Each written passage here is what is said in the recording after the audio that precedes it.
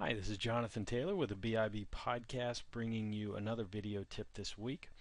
This week's video, I want to give a quick review of a great program that I really like called BoxShot 3D. It is really a great program for creating box covers or ebook covers or DVD covers. I really like this a whole lot. In fact, I like this even better than one that I've reviewed previously called Quick 3D Covers, which I was a huge fan of until I came across this one. And I'm going to show you the reason why I like this one so much better. Now, if I go to New and I create some sample scenes, I get to see some of the image or some of the scenes that you get to choose from.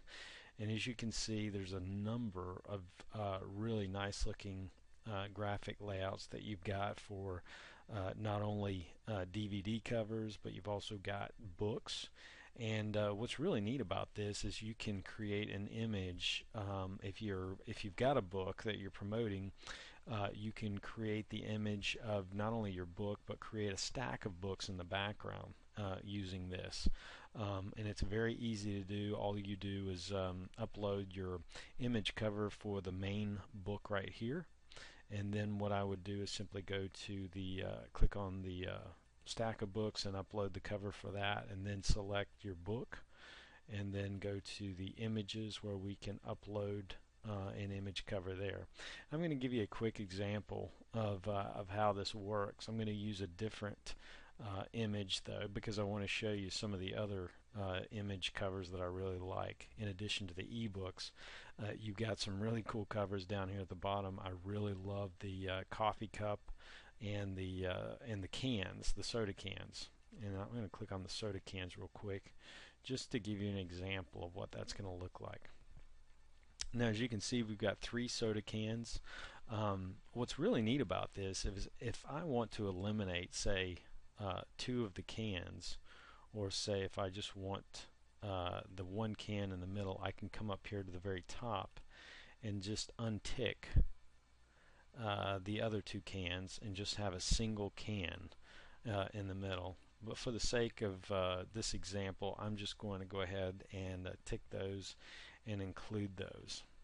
So now what I want to do is make sure I've got right here, come down here and click Images. I want to go down to my image file. I want to search, and I'm going to use our BIB podcast logo. We're going to put that on the can and see what that looks like. Pretty cool. We'll put that on all 3 of them just to show you what that's going to look like. And then let's see, do it one more time.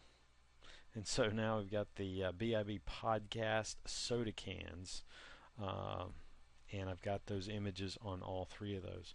Really cool. But as you can see, it's still somewhat grainy, and that's because we haven't rendered the final image yet. So what we need to do once we get our image set up, and again, before we do that, we've got a lot of options for lighting our image. We can set the direct light. We can adjust the drop shadow in the background. So really, we've got a lot of options. We've got the angle of the image as well, and all that stuff that we can use. But what I'm going to do is come over here and click a render, and once we're ready to render, and it does give us some options for images depending on what size you want to render this image. So we'll just go with the default where it's set at 320 by 240, and I'm just going to go ahead and tell it to start to render. And you can see that it's taking a little bit of time to render that, but once you do, you've got a really nice looking graphic, very clean, very clear.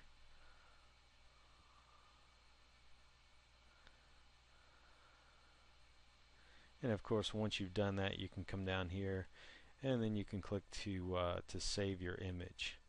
Now we can do bigger, obviously bigger images. If I were to go bigger image, I would click the render For the larger images, that's going to take a little bit longer. Um, as you can see, it takes a little bit longer time to get those. So I'm going to pause this video for just a second while it finishes rendering these. And you can see what the higher resolution image looks like. Again, you can save that and use. So it's a really really cool program. Again, going back to some of the sample projects that you've got, you've really got a whole lot of different options to choose from for box shots. Even here's one that I really liked, which was let's see, a book in the box, which is actually pretty cool. You can create a box shot cover and then actually add your cover for the book also, which is kind of unique. So a lot of different sample images that you can use. Again, you can find this software over at BoxShot3D.com. You can actually download the software either for a Mac or PC. Use it. You do get a trial period on it where you can test it out if you decide you like it. The software is somewhere between, I think, between $70 and $80, but given the choice between quick 3D covers and BoxShot 3D, I really like this one a whole lot better, just given all the options that you've got. So this is Jonathan Taylor with another video tip. Again, you can find more tips and subscribe to our podcast over at eibpodcast.com. Thanks again and have a great week.